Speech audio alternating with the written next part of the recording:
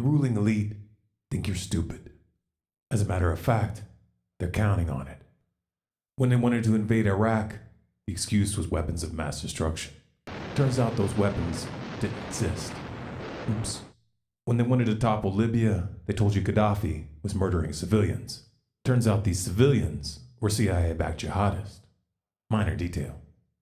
They've wanted regime change in Syria for years, so they armed, trained, and funded an insurgency. Most of the weapons ended up in the hands of extremists, who used them in rather unpleasant ways. This made for bad PR. Then, the West claimed Assad used chemical weapons against his own people.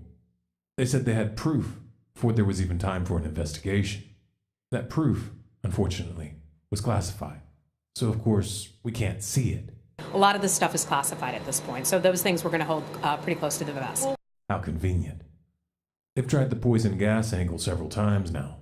Each new episode sloppier than the last. In 2013, when sarin gas was used on civilians, the West instantly declared Assad guilty. Airstrikes were on the table, and talk of regime change was in the air. The push to war fell apart when the official UN investigation into the matter found that the US-backed rebels were the ones responsible, not Assad. 5 years later, as the last rebel stronghold fell and final victory was at hand, the West would have you believe that Assad lost his marbles. In spite of the fact that Syrian forces were easily wiping up the last militants using conventional weaponry, and Russia still had their back, Assad apparently got an uncontrollable urge to use poison gas on civilians, a move guaranteed to trigger a military response. Why would Assad do something so stupid? Because he's a vicious animal who enjoys murdering his own people. Right. We can speak now to the Labour peer and former head of the Royal Navy, Lord West. He joins us from our Westminster studios, and thank you very much for your time this morning. You've been casting some doubt on what's been happening, the evidence, according to our own Defence Secretary, according to President Macron of France and others, about what happened in Douma, saying that the evidence doesn't really fit well for President Assad ordering a chemical attack. Just tell us more about your thoughts on that, first of all. Yes, President Assad is in the process of winning this civil war, and he was about to take over and occupy Douma, all that area. He'd had a long, hard slog, slowly capturing that whole area of the city. And there, just before he goes in and takes it all over, apparently he decides to have a chemical attack. It just doesn't ring true. It seems extraordinary because clearly he would know that there's likely to be a response from the Allies. What benefit is there for his military? Most of the rebel fighters, this disparate group of Islamists had withdrawn. There were a few women and children left around. What benefit was there militarily in doing what he did? I find that extraordinary. Whereas we know that in the past some of the Islamic groups have used chemicals, and of course there would be huge benefit in them labelling an attack as coming from Assad, because they would guess quite rightly that there'd be a response from the US, as there was last time, and possibly from the UK and France. But I find it very unbelievable that at this point, where Bashar al-Assad has won in Syria, that he would jeopardize that victory by using chemical weapons and thus drawing the United States into the fray. The debate that seems to be missing from this is, and this was actually mentioned by the ambassador, was what possible motive might have triggered Syria to launch a chemical attack at this time in this place. The Syrians are winning. Don't take my word for it. Take the American military's word for it. General Virgil, the head of CENTCOM, he said to Congress the other day, Assad has won this war, and we need to face that. So, and then you got last week the statement by Trump, or the tweet by Trump, that America had finished with ISIL and we were going to pull out soon, very soon. And then suddenly you get... Okay, I'm very sorry. You've been very patient waiting for us, but we do need to leave it there. I'm very sorry. And there's another problem with this story. Regardless of how it ended up playing, I think, in the Beltway, what is true is Assad got rid of his chemical weapons. It was his decision to decide to bomb that helped to bring people together so we could cut the deal that got 100% of the declared chemical weapons out of Syria. The Syrian government destroyed the last of its chemical weapons stockpile in 2014, and they had absolutely nothing to gain by producing new weapons. The simple fact is, Syria didn't need these munitions to win the war.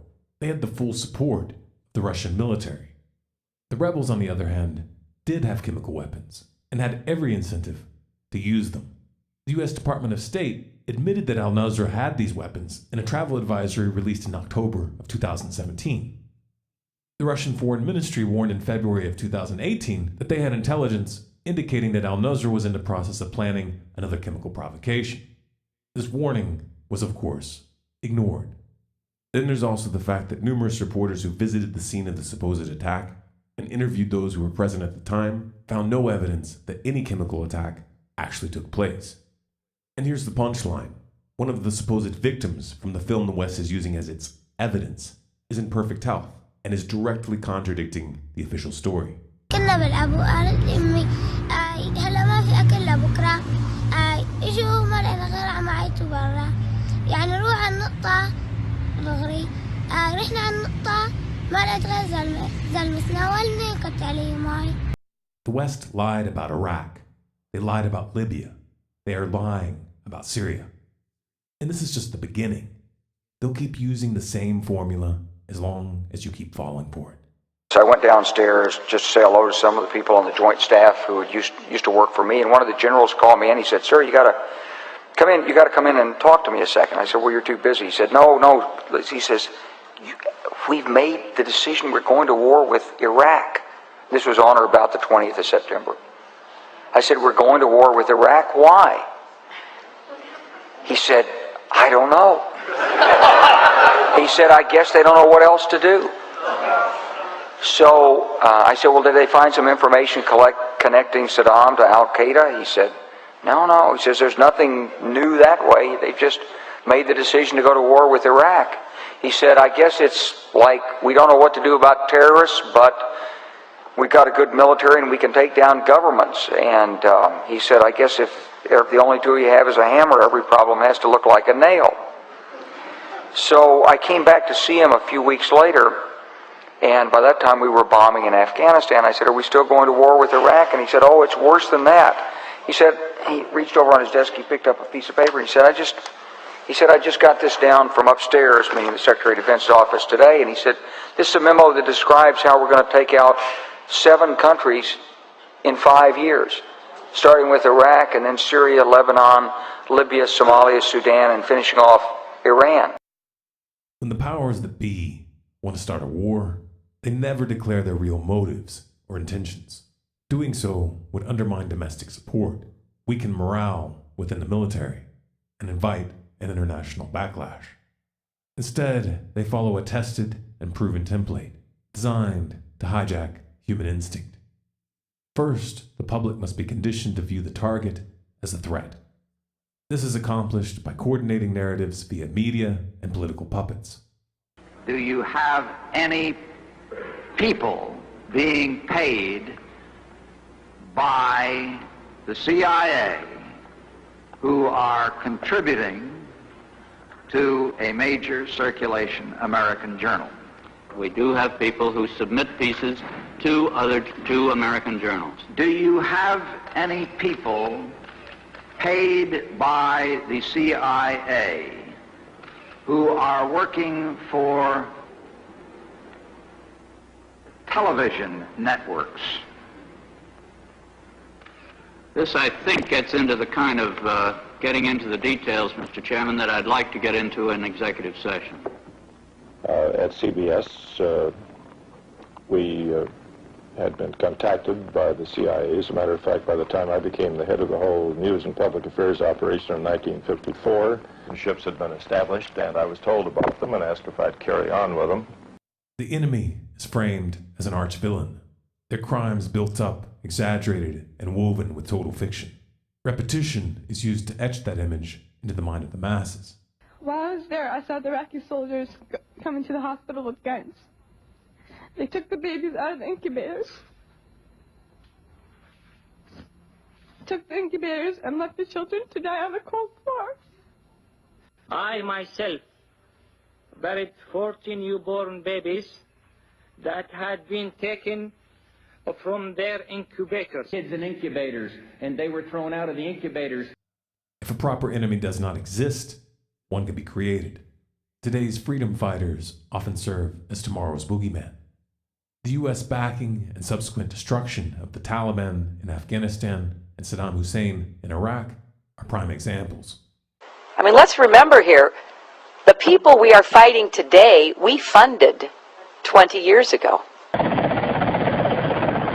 U.S. National Security Advisor Brzezinski flew to Pakistan to set about rallying resistance.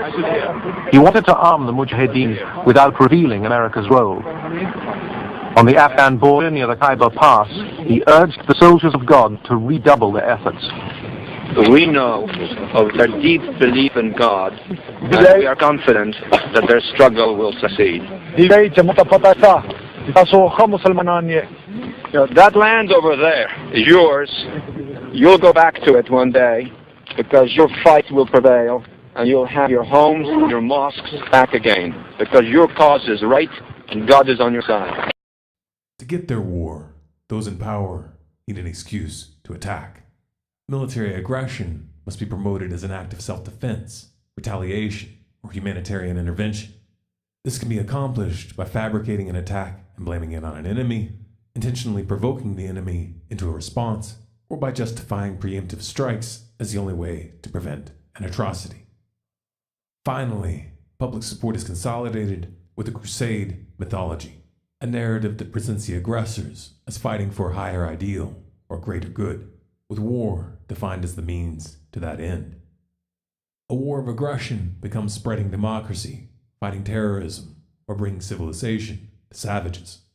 These euphemisms define us versus them in exaggerated terms to dehumanize the target, sanitize the implied bloodshed, and activate the pack instinct in the form of patriotism. The United States has a new policy, a strategy that recognizes that the best way to defeat the ideology that uses terror as a weapon is to spread freedom and democracy. Come on, fire!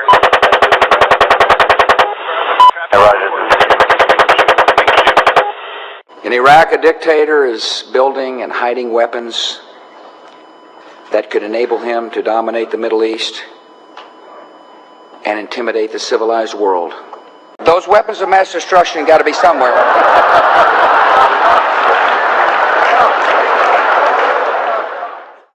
This formula hijacks the most primal and dangerous aspects of human nature.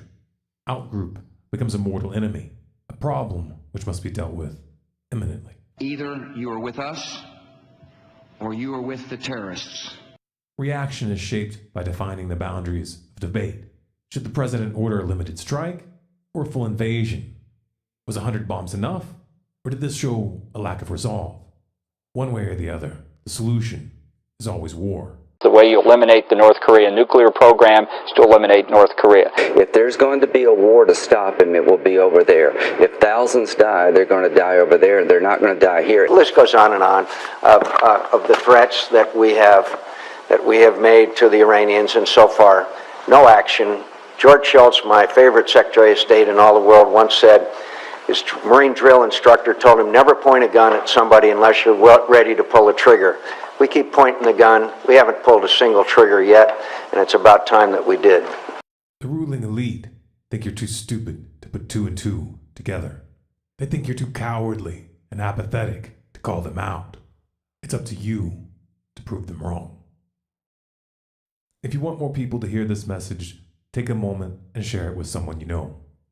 This content is Creative Commons. You have permission to download this video, copy, and distribute it by any and all means. If you would like to support our work, visit our donate page at stormcloudsgathering.com.